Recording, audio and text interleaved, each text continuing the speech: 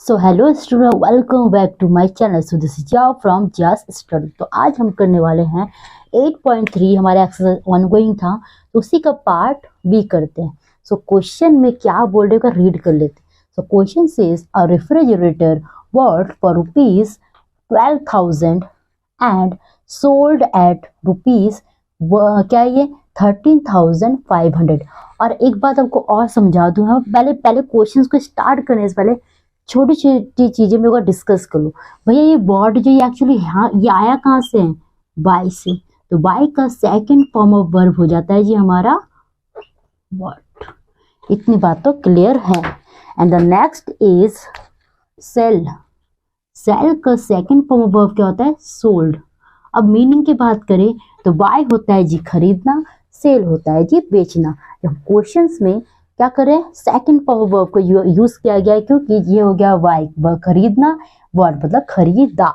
Similarly cell हो गया बेचना, सोल्ड हो गया बेचा। क्लियर? कोई दिक्कत? पहला चीजें छोटी चीज जो समझना बहुत जरूरी है। नाउ अगर नंबरिंग पे न्यूमेरिकल को वैल्यू देख लो कि 1 2 000 है, इसमें कौन सा सिस्टम यूज हुआ है? Indian system. हम इंडियन सिस्टम में जानते हैं 5 3 4 9 6 7 2 8। ये एक अच्छा खासा न्यूमेरिकल है। अगर मैंने कहा मेरे बच्चे इंडियन सिस्टम के अकॉर्डिंग कॉमास लगाओ, तो हम क्या करेंगे? हम राइट की तरफ से लेफ्ट को आने की कंडीशन में क्या करेंगे? पहला 3 डिजिट के बाद कॉमा लगाएंगे, then after every 2 numbers comma लगाएंगे। ये समझ आ रहा है आपको? मैंने कहा ये इंडियन सिस्टम है, तो हम क्या करेंगे? पहला 3 नंबर के बाद कॉमा लगाएंगे, 1 2 3 डिजिट के बाद, उसके बाद हर 2 डिजिट के बाद कॉमा लगाएंगे। This is the Indian system. And if I talk about international system, international system में क्या होता है? कोई कंडीशन नहीं है कि आफ्टर थी, उसमें हर केसेस में सपोज ये नंबर लिख दिया 5 3 4 9 6 7 2 8, तो व्हाट विल हैपन? होगा क्या यहाँ पे? यहाँ पर हर एवरी 3 डिजिट के बाद कॉमा। यहाँ क्या था? एवरी 2 डिजिट के बाद था ना, पहला 3 के बाद 2 डिजिट। यहाँ स्टार्टिंग से लेके एंड तक पूरे रूल में क्या होगा? आफ्टर एवरी 3 देखो 1 2 3 कॉमा 1 2 3 कॉमा। क्लियर? कोई दिक्कत? यहाँ 2 डिजिट उसकी एज इट इज ही हमने लीव कर दिया। ठीक है, समझ आया बात? अब मैंने 2 बातों को समझाया। ये कहने को 2 बात छोटी है, बट ये बहुत इंपॉर्टेंट था, तो मुझे लगा ये आपको पता होना चाहिए, अगर रिवाइज भी हो जाता है इस बहाने। तो क्वेश्चंस में आते हैं अब क्वेश्चन केवल रेफ्रिजरेटर बोर्ड पर एक फ्रिज है जो भी है, जो कूलर जो कूल्स हम कोई प्रोडक्ट रखते हैं ना ठंड फ्रेश रखने के लिए, तो जो रेफ्रिजरेटर है वो बोर्ड वो खरीदा गया for rupees 12,000। Clear? And sold it at 13,500। मेरे बच्चे पहले यहाँ सॉल्यूशन लिख दो। अगर मैं एक सेलर हूँ, मैंने उस रेफ्रिजरेटर को खरीदा, उसमें जितने भी खर्चा लगाया, लेकिन मेरे लिए वो कॉस्ट प्राइस क्या हुआ? मेरे लिए वो सीपी क्या है? सीपी क्या है मेरे लिए? ये क्या है? Cost price. ठीक है, इसका फुल फॉर्म होता है कॉस्ट प्राइस। ठीक है, तो यहाँ मैं इसको अलग से लिख देती हूँ ताकि आपको दिक्कत ना हो। सीपी का फुल फॉर्म होता है कॉस्ट प्राइस। वही एसपी का मतलब फुल फॉर्म होता है सेलिंग प्राइस। ठीक है बच्चे, ये छोटी छोटी चीजें बड़ी इंपॉर्टेंट है। अब आते हैं, हम जब भी ऐसे क्वेश्चन करते हैं इसमें सीपी और एसपी का वर्ड यूज करते हैं। सीपी हमारी क्या है? उस प्रोडक्ट को जो मैंने खरीदा, मुझे जो खर्चा लगा वो बन गया जी रुपीज 12,000। ठीक है, अब मैंने सेम प्रोडक्ट को सेल भी करा, बेचा भी तो है, तो मेरे लिए क्या बन गया? ये 13,500। अब नाउ यू टेल मी, ये आप देख के खुद समझ पा रहे हो कि in this question which one is greater. अगर मैंने इसकी ग्रेटर की बात करी, पता लगाने की कोशिश करा, तो मुझे मेरे लिए कौन सा नंबर बड़ा है? बताओ, जल्दी बताओ, कैसे पता लगाते हैं हम लोग? बताओ। पहला डिजिट, पहले हम इसको दोनों के डिजिट्स काउंट करेंगे, 1 2 3 4 5, 1 2 3 4 5। ये मैंने क्या कर दिया? हाँ जी सॉरी, यहाँ पे नंबर यहाँ मैंने काउंट कर गलत कर दिया। 1 3 5 0 नाउ। अब पहला से डिजिट्स काउंट करो, 1 2 3 4 5, 1 2 3 4 5। यहाँ भी 5 है, ये 5 है, यहाँ तो हमारा बात नहीं बन पाए। सेकंड अब क्या करेंगे? हम लेफ्ट की तरफ के डिजिट्स का देखते जाएंगे। पहला इसमें 1 है, इसमें 1 है, इसमें कोई बात नहीं बनेगी ना। सेकंड नंबर ये 2 है, ये 3 है, तो मतलब this one which one is greater, 2 और 3, 3 इज ग्रेटर। तो इज इट क्लियर कि भैया बड़ा तो भैया ये है, मतलब देख के भी समझ आ रही है आपको, समझ चेक करने का तरीका बता रही हूँ। तो मतलब उसने बेचा है ज्यादा रेट में। अब कोई चीज हम बेच रहे हैं ज्यादा में, खरीदा खुद कम में, बेच ज्यादा है, तो पैसा आ रहा है जा रहा है, पैसा आ रहा है, और आ रहा है मतलब क्या, हमें प्रॉफिट हो रहा है। क्लियर, कोई दिक्कत? तो अब यहाँ केसेस हो गया, ये आपको समझाने के लिए मैं अलग से लिख देती हूँ हमेशा ताकि दिक्कत ना हो। SP is greater than CP, मतलब कौन सा केस है जी, ये भैया हमारा प्रॉफिट है ना। अब क्वेश्चन में आते हैं, प्रॉफिट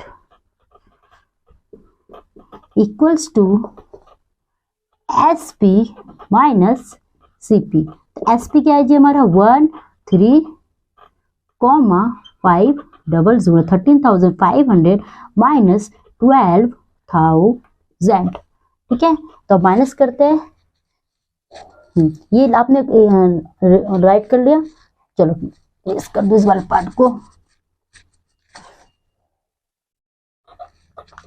तो मेरे बच्चे, अगर मैंने 13,500 में से 12,000 को माइनस करा, what will be the answer? 0 में से 0 गया 0, 0 में से 0 गया 0, 5 में से 0 गया 5, 3 में से 2 गया 1, और 1 में से 1 गया 0। मतलब मेरे लिए तो भैया प्रॉफिट आ गया, क्या आ गया प्रॉफिट? 15। ठीक है, कोई दिक्कत? मतलब 1,500 इज द प्रॉफिट। क्लियर? उसको कितने का फायदा हुआ? 1,500 भी बोल सकते हैं इसका, 1,500 we can also call it. तो इतना इसको प्रॉफिट किया। ये तो भाई न्यूमेरिकल वैल्यू में हो गया, लेकिन हमसे आपको याद होगा इस क्वेश्चन में क्या मांग रहे थे, साथ में प्रॉफिट परसेंट फॉर्म में दिखाना है। तो इसको इरेज कर दो पहले, ये है आपका आंसर अगर वैल्यू में बात की। ठीक है, यहाँ एक चीज और लिखना है जी, रुपीज में। ठीक है, कोई दिक्कत? बताओ, होना भी चाहिए, बहुत ईजी है। चलो इसको इरेज कर दो। अब मेरे बच्चे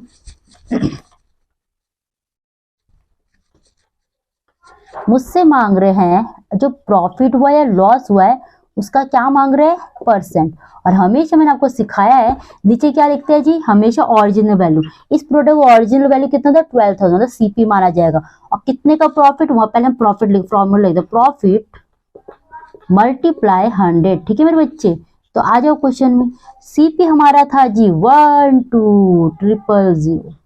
ठीक है, और सी हमारा प्रॉफिट कितना? 1500 मल्टीप्लाई 100। और मल्टीप्लाई 100 इसलिए कर रहे हैं क्योंकि जी हमें कन्वर्ट करना है परसेंट में। ठीक है, तो नाउ कटिंग इट, 2020 यहाँ कट हो गया, 1010 यहाँ कट हो गया। ठीक है, क्या होता है? 3 4 जा, बोलो बोलो बोलो, हाँ 3 4 जा, यहाँ हो गया 3 5 जा। ठीक है, 2 2 जा 2, 25 जा, तो अल्टीमेटली देखा 25/2% है।